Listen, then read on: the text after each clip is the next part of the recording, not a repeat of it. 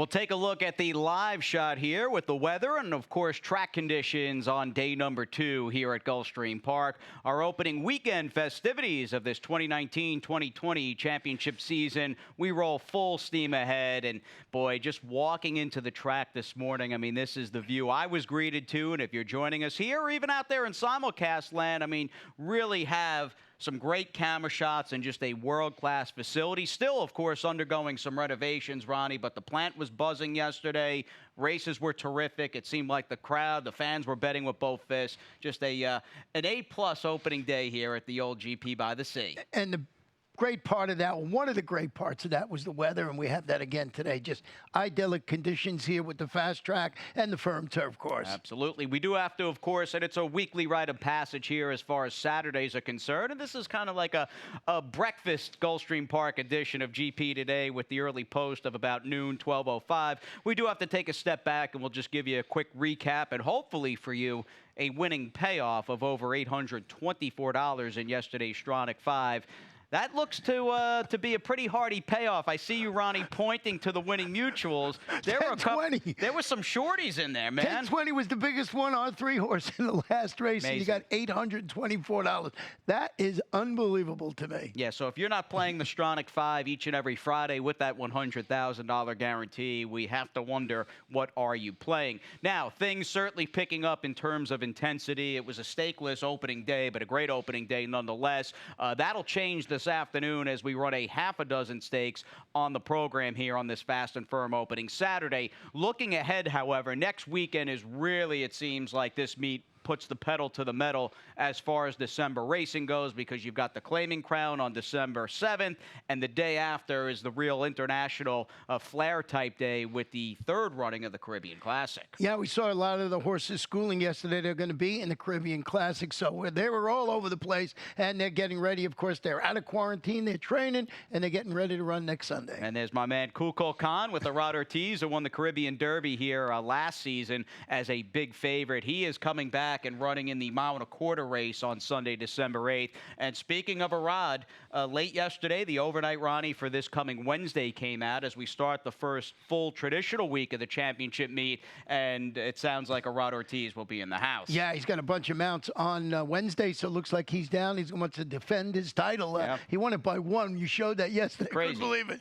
135 to 134, That's I believe what it was. Yep. Over Louis. So let's see if they can do it. Louis already here today. Yep, and he is currently 1-2 right now in the early betting for trainer Todd Pletcher, a horse who, at least to me, is a very important piece to the early pick 5. More on that in a second. We do spice up and certainly see the day number 2 Jackpot Rainbow 6 pool with that sky shot. And Ronnie, lest anyone tell you other than the truth, was flying the blimp here and flying the drone as we got that great shot of Gulfstream Park. But not bad, my friend. 100K to start in the Rainbow. Yeah, but yesterday they almost had it. They had a horse that was favored going into the final couple of minutes. That was alive for the whole Rainbow 6. We had 100 guarantee again yesterday, and we do have it again today. And there were some topsy-turvy, chaotic-esque results both on the main and on the turf.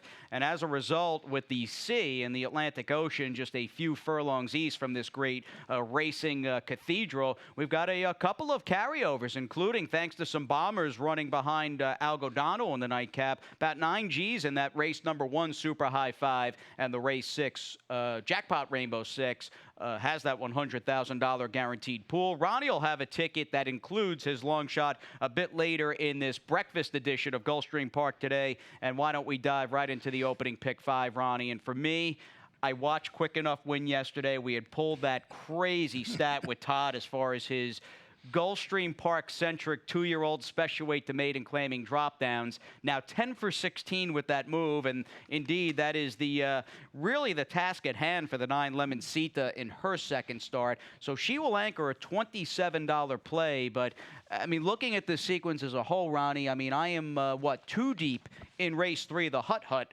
which is our opening stakes on the card, and that is just a really nice matchup between the Black and Cherry of the Phipps coming down for Shug, and you've got Tonalist Shape, who's been one of the 2-year-old filly stars here in South Florida. Yeah, she's won a couple of really impressive sprint. She's going to stretch out to that one-turn mile today. We'll see how she runs, but I think those are the logical two in that race that you just used too. Absolutely. And race number 5, by the way, is the Buffalo Man. So you've got 2 stakes forthcoming in this opening pick 5 that'll commence at around 12:05, give or take, with a good-sized field in terms of numbers, as we say. Nice scene setter on this Fast and Firm Saturday as we bring on the 25K 2-year-old filly maiden claimers. And Ronnie, just like that, although this field is basically maxed out as far as available stalls in the starting gate, you and I are just taking a very cold and logical looking on paper exact to the 9-6 Lemon Cedar for Mr. Todd. Yeah, you pointed out that stat yesterday, and it came to fruition, dropping to the 25 level today. This is the 9,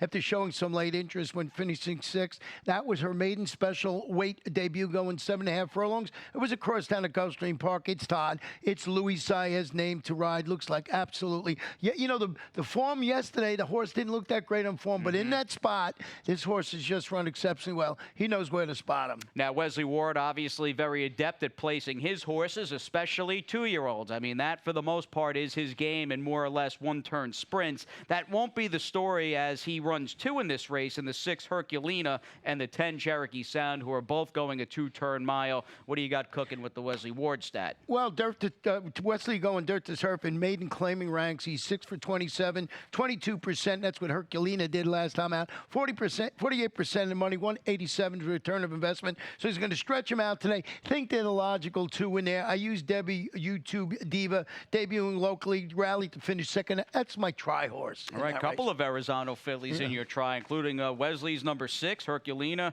and Debbie's YouTube Diva does have Rajiv Mirage, who did pick up a win here. And I would imagine for Raj, probably a pretty important win on opening day. You know, you're down here, yeah, you've ridden here in the past, but still, you want to make a nice first impression. Yeah, and he rode a really nice race, and he was there at the wire. He was on my long shot in the last. I got 3rd, but I thought he was going to be 2nd. But did you bet the place? No, I bet just to win. But today I'm going to bet win in place, I think. I hope so. And Ronnie's horse, believe me, you told me. I just want to tease it. Won't say who it is or what race, but Ronnie told me who it is, and you'll have to enlighten me. So he's got a real big price coming up a bit later in the show.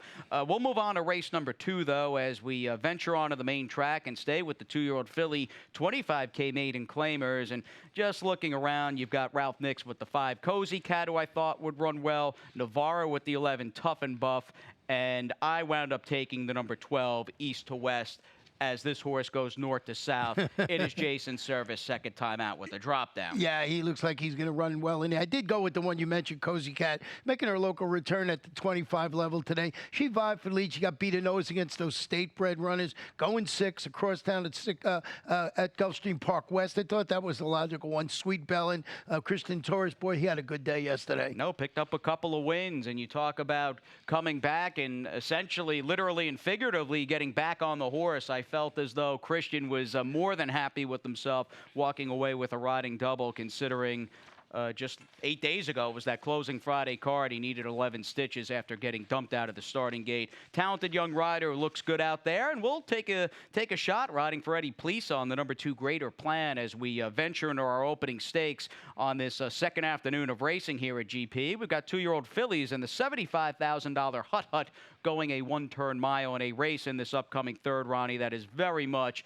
a theme that is going to be most reoccurring, certainly through the first couple of months, you would think, where you've got the locals, or in this case, a local who's pretty good in tonal shape, knocking heads with a northerner and a pretty talented and well-connected filly from the Big Apple. Let's start with the local, though, tonal shape, who's clearly been very good thus far, going 2 for 2 in her career. And we'll backtrack to a recent video of her, this filly by Tonalist, who I like trainer Safi Joseph Jr. off this win back on October 20th.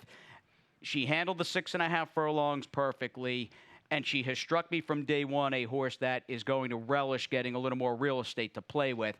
I like the idea of Safi and connections of this horse maybe being a little more patient, conservative, pragmatic, however you want to phrase it. The goldenrod tomorrow at Churchill, or today at Churchill Downs, had been under consideration. But hey, Yeah, this is ungraded, but, she gets to try a one-turn mile, which I think she's going to like right out of her stall. Well, let's show you a stat on Mr. Safi Joseph Jr. with horses going sprint to a route, winner last time out. So this is exactly what Tonally Shape did. He's 5 for 13. That's 38%, 62% in the money, 150. The return of investment. And Tonally Shape has just been so impressive from its debut, and the horses that this horse ran against. And those races, even if they didn't win, they came back and ran okay. So she's been knocking head with some of the better 2-year-olds we've had here in South Florida. But Power Move, debuting locally, getting Lasix this afternoon after following her debut victory. She comes back, she runs second. Let's show it. Yeah, well, that's right. We got it. Let's show it. Tempted. Yeah, no. And she loses. I debated whether to pull this race or not because it's not close at the end. Maydeen, who's out there in the sort of dirtied up Cortland silks with the big white blaze, beats her convincingly.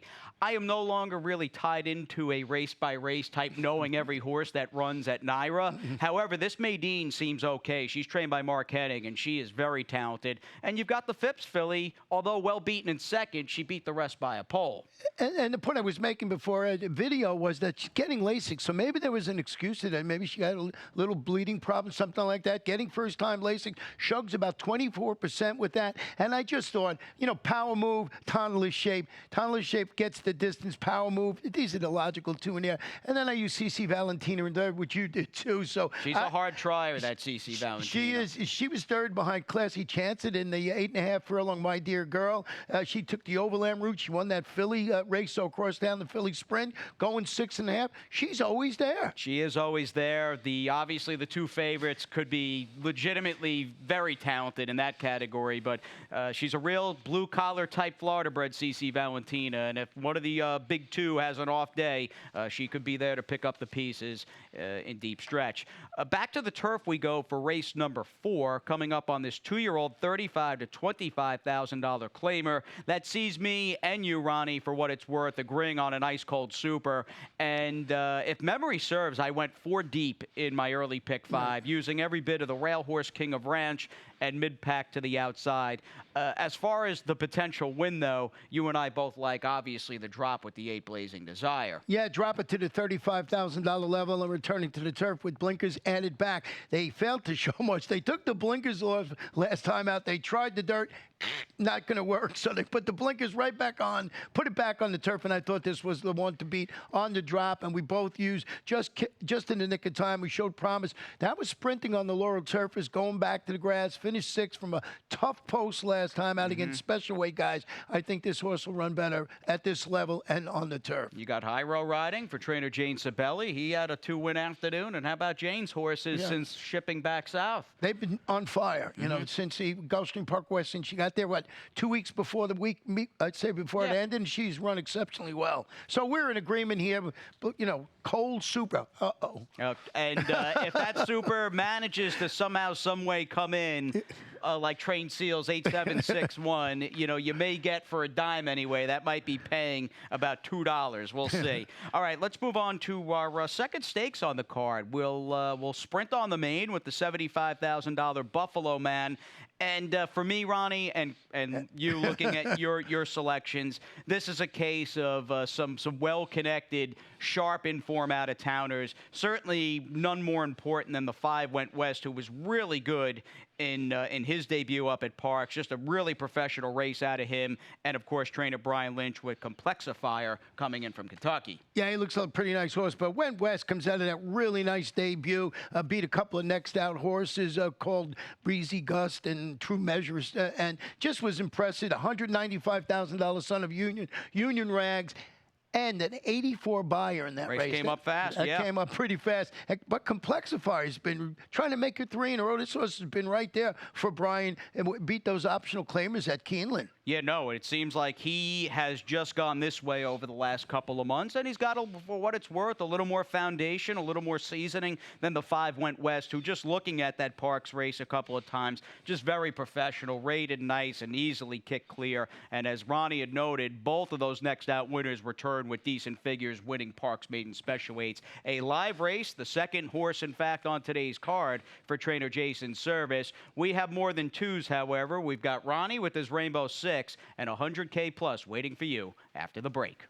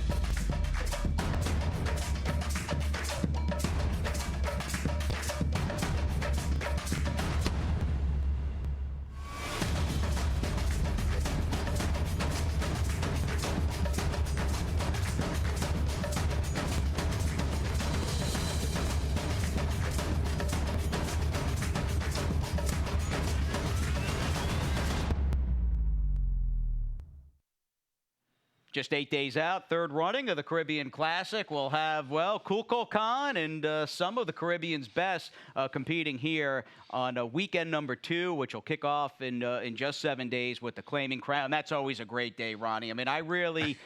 As much as I love the American Pharaohs and the Vino Rossos, you've worked with me long enough. Those hard hitters like Delta Bluesmen and horses like that, that's where my heart is. Yeah, and it's just a fun day. The people really get into it, chanting. They got drums, they're banging, and just, we got people from all over the Caribbean, and it's really a lot of fun. I mean, if you haven't experienced it and you're in South Florida, you got to try and come out on one of those Caribbean Classic days. Had that one single live in yesterday's Jackpot Rainbow, paying $80,000. That horse did not come in, which means we are back to the drawing board. And as far as Ronnie's ticket is concerned, you've got a long shot coming up in the nightcap. You're 4 deep there, and I see you've got a very important single, obviously, Ronnie, coming up in race number 7, American Giant. Yeah, American Giant. I went 3 deep in here, but I think the logical 3 with the Frontier Mesa, the Big Kahuna, well connected. But my single is American Giant. Never been defeated on the turf. A perfect 3 for 3. Mike Trombetta, Louis Saez. I think this one sits a perfect trip in there, and that's why I singled it. And I got a lot of progression. That long shot we're talking about is in race number 11, and is the 3 Mont Chevalier. This one might be worth the flyer at a price. Hasn't been seen, broke its maiden, and was working well. Disappeared, had some problems, coming back, runs well fresh. I think you get a big price on that horse. It's been working pretty good up in Palmetto. So I like the fact that this horse was favored, won, hasn't been seen, maybe comes back and runs well again. Good fool-around race, too. Yeah. I'm 4 deep in my late pick 5, which we'll have in just a second. If you're joining us live, and welcome everybody on this second day of the championship meet, was just handed a reminder here as far as Jockeys and Jeans Day is concerned, and it features Hall of Fame jockeys signing autographs in the breezeway as we speak. So if you're on track now, I know we opened up Silks at 11 a.m. Make your way over to the breezeway, make a donation. We love the Permanently Disabled Jockeys Fund, a more than worthy cause, and go shake some hands and get some pics with some Hall of Famers. We're going down there right after we finish this and say hello. That's for sure, and maybe make a donation. Edgar Prado picked up a win yesterday. He's in the mix. Bobby Ussery, Don Brumfeld, and more. I think Jose Santos was originally on the list. So a good crew there, and that's ongoing as we speak in the breezeway. As far as future Hall of Famers, we definitely have one in the race, if not more than one, and I'm looking at the 2.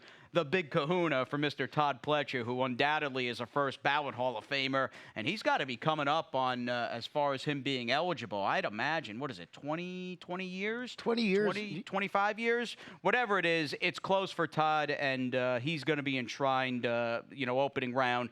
And the Big Kahuna, I don't know if this is a reference to Pulp Fiction with the Big Kahuna burger, but I'm going to take this colt by Bayern. The dam was very speedy, had some quality on the dirt. Yeah, I mean, it's Todd, it's Louis Saez, and I actually wrote my analysis. Do I need to say more? This is the horse this is the type of horse that we've run exceptionally well. But I did go with the number 6, Frontier Mesa, who's the son of Sky Mason. This one's debuting for Kelly Green with a series of swift morning workouts showing not only up in Palmettos, at Monmouth, too. I got a stat on Kelly Green with his 2-year-old first-time starters, maiden special weight on the dirt. He's 10 for 53, 19%, 62% in the money, 165 in return of investment. Saw Kelly yesterday.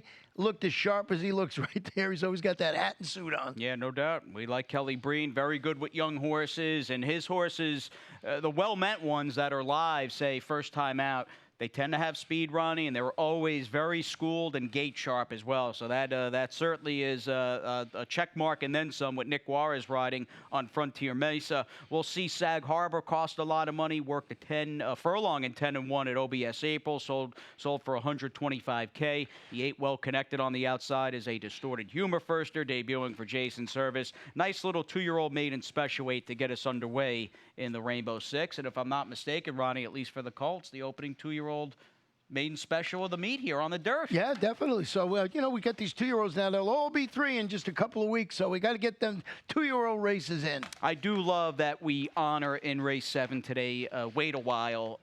This is a race that's had a little bit of history here as we start the late pick 5.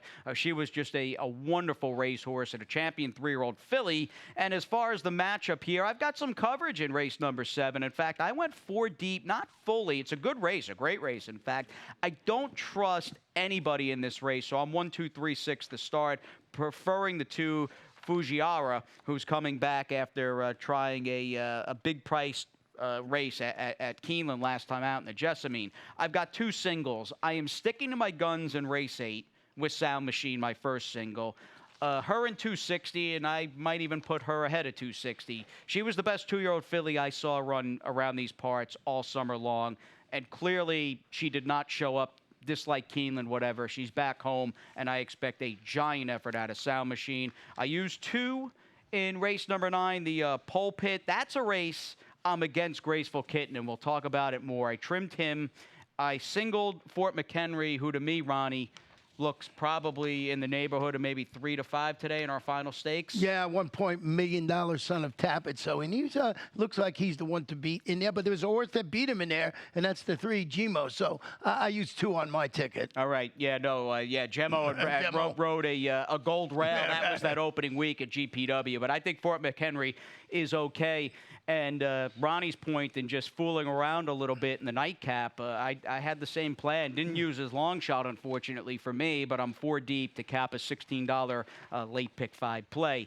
Backtracking to the wait a while, I mean, she was just, again, a terrific turf horse, won 12 of 24, a bunch of grade 1s, and we honor her with a nice little cast of 2-year-old fillies, a race in which I see, Ronnie, you just like, obviously, the turf route debut last time from the 6 American Giant, who I remember thinking at the time going into that race over in Miami Gardens, could she stay a route of ground? And the answer obviously was an emphatic yes. Yeah, as I mentioned when I was talking about my Rainbow 6, a perfect 3 for 3 on the turf. Going to try and make it 2 in a row at the distance. That's the race we're alluding to. Drew clear to win the $75,000 juvenile filly turf. Of course, across town at Gulfstream Park West. Mike Trombetta sweetens the deal. He's got Luis Saez in the saddle today. And more importantly, I just think this horse fits the perfect trip in there.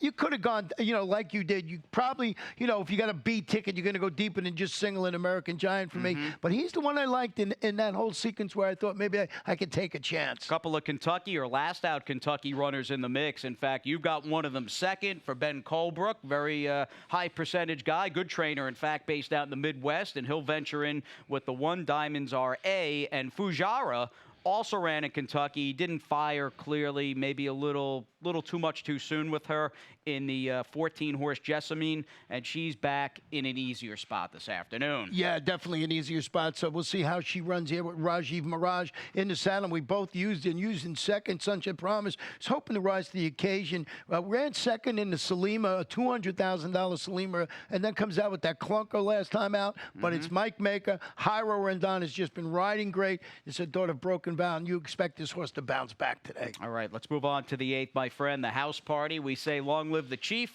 trained by the one and only H. Allen Jerkins, and owned by now the late Joseph Shields, Jerry Shields, who had Country House to start, or at least his estate did, before that horse won the Kentucky Derby. We bring on these 2-year-old fillies in race number 8 this afternoon, battling 3/4 on the main track. And I'm going to stick to my guns with the 8 Sound Machine. And here's a recent workout of this very pricey filly by Into Mischief. And although it did seem like Ricky Ticky Taffy, who's running earlier today, in fact, for Saffy, he's running in one of the earlier positioned stakes races. I think he's in the 5th, in fact, and he's 8 to 1 on the morning line in the Buffalo Man. It seemed like Ricky Ticky may have gotten the better of Sound Machine late. But I just, even with that blemish at Keeneland last time, Ronnie, clearly something was amiss. We did not get the quote-unquote real Sound Machine. Yeah, so this one, a $500,000 daughter, as you mentioned, of Into Mischief, got turning back to 3/4. She showed speed that day at Keeneland and faded. Saffy Joseph has her back on track. Luis Saez named to ride this afternoon. I used Spanish Point in second, who have in third, who's debuting locally after winning her 5.5 furlong debut at Belmont. She wins it impressively. She comes back. Jorge Abreu, MSCL Jaramillo, named on this daughter of Creative Course. That was a pretty nice race from that horse. Yep. So I put that one in second with Marching in third. All right. If Sound Machine, though, runs, right, don't you think she's supposed to beat this field? Yeah, she is. But, you got to, she comes there with a little bit of a question mark. No, that Keeneland race, it did happen. It does exist. As much as I would like to think it's just, throw it out, It does exist, and she's likely going favorite in this spot. But I'll tell you, when I look at that race or non-effort from her last time, there haven't been, when you think even the course, Ronnie, of over the last half a year or so, 6, 7 months, there haven't been many blemishes as far as Safi's been concerned. It feels like when he's led a good horse over, more often than not, they've really performed at an elite level. Yeah, if they have a bad performance, they do. They come back and run much better. But that's the beauty of horse racing. We're going to find out about 4 o'clock this afternoon if that's the case. And we go on to race number 9. And this is a good matchup. And we're on the turf here for the $75,000 Pulpit Stakes. And clearly the best form overall belongs to the 8 Graceful Kitten, who I'm a little against here. Ronnie prefers him more than I do. But, you know, win, lose, or draw today, he's been a good story. I mean, you got to like a more mom-and-pop stable just starting out here in this country from Venezuela. They paid less than 10 G's for Graceful Kitten. And how about this horse's form throughout the summer? And he loves Gulfstream Park. He's 3 for 4 in the Gulfstream turf, which includes those victories in the Armed Forces, the $100,000 Proud Man. Now he goes up. He sets the pace. He's in the Breeders' Cup Juvenile Turf. And then he makes a left turn, bounces off the road, I don't know what happened, and fades back. I just think he's the speed of the speed. He's a horse for course play. It's one thing, you know, I love him here, but what do you do with the horse you have on top, King Guillermo, who's so impressive in his turf debut? I think King Guillermo, and you could see for yourself, it looks pretty awesome on paper, but here's the visual to back it up. And this was a Breeders' Cup weekend, in fact, from this colt by Uncle Mo over at Gulfstream Park West. I mean, this was just a dominant performance out of a colt who we had heard first out, and it's evident just seeing what kind of price he was closing weekend of the summer meet in late September on the dirt. We had heard that trader J.C. Avila had an Uncle Mo 2-year-old who was pretty good, and obviously this horse loved the turf. This is a tougher field, but in just regards to things being tougher, for me anyway, I feel Graceful Kitten was running against a fairly modest group of 2-year-olds here over the summer. To me, going in, I know he's only got a sheer maiden race under his belt. I think King Guillermo is likely head and shoulders above any horse that was in the wake of Graceful Kitten, and that's basically how I looked at this race. Yeah, I mean, I got him on a ticket in second. It's not that I threw him out, but Graceful Kitten, to me, he had that touch of class, and he's got speed. Now, both of us used Irish Mass, who does his best running from that stalk closed position. We're talking about horses that like to be on. He could end up sitting in the catbird seat. There's going to be a hot pace in here. Graham Motion, Rajiv Murad name, stakes-winning son of Sky Mesa. This one might sit that perfect trip behind all the speed we've been talking about. He looks okay coming out in New York. Seemed like he caught a good field. That By Land and Sea is a real nice horse who beat him last time out in the Awad Stakes right before Halloween. And I thought the 10 and believe the 10, Captain D, is going to run well. My feeling with him is perhaps he's come on, and I'm hoping maybe he's almost leapfrogged a horse like Graceful Kitten, who had his number here in the Proud Man and Armed Forces. I hope Captain D has just improved that much since those races. We'll see. That's race number 9, the Pulpit. Final stakes on the card, and certainly a prelude, and you might think springboard to events like the Mucho Macho Man, and further down the line, the Holy Bull and Fountain of Youth in the $75,000 Smooth Air, as we have our final dirt race on the card and final stakes. Led, of course, by California Chrome's little brother at Fort McHenry. He turned in perhaps the best losing effort of the first portion of the GPW meet back on October 4th. And, you know, you often hear you'll learn more sometimes about a horse when they lose as opposed to just having an easy win. Well, that was the race where I said, I think this Fort McHenry is legit. And, of course, he proved it about a month later, and we'll bring you the race back from November 2nd. I mean, he buried a field with a good figure and strikes me as a horse who's only going to improve here for Todd, being that he's a Tappet. Yeah, he's a Tappet, and this was, of course, a 2-turn mile. Now going to do the 1-turn mile today. Certainly looks like the one to beat. You could see it here. Fort McHenry, you know, he had a little bit of trouble at the start in the race, and it did not matter as he ran very, very well. Yeah, just crushed the field. I mean, look, this is a more difficult spot this afternoon, but, I mean, he buried this group with a good figure, and I think he's okay and probably teetering on odds-on territory as far as favoritism goes. I'm 410. I put Poe second, who's all right, and maybe the time is right to give him a little more ground after losing to two very nice horses. And as seen on TV in Smash Factor, those are two legitimately talented Florida breds. You like the 3 Gemmo, who's got some speed, and in the end, Ronnie may just turn out to be the one to catch. Yeah, he's going to make it 2 in a row after responding. He put the blinkers on. You said there was that fast day at the Gulfstream Park West. I wasn't there. I was out of town and then, but he ran good. That was on October 4th. Rowan Crichton, Jeffrey Sanchez handling the rematch between Fort McHenry. I don't know what kind of rematch it is. I like this one on the ticket. Poe's the intriguing horse in there, trying a distance of ground. Being the son of brethren, he should be able to handle that 1-turn mile.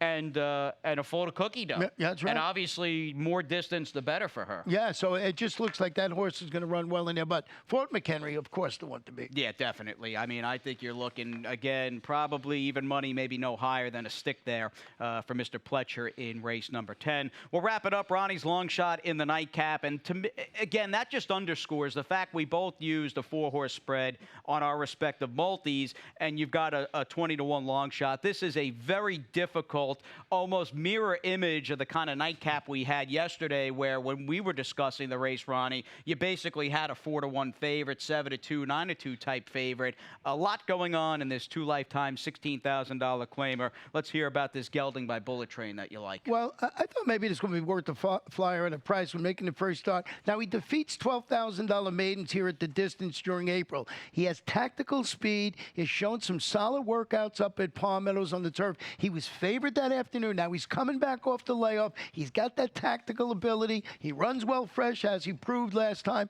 So maybe this horse comes back and runs, as you said, in a wide open fair. With all of that said, I did go 4 deep. I think the 7 Malibu Music is the one to beat in the race who you have on top.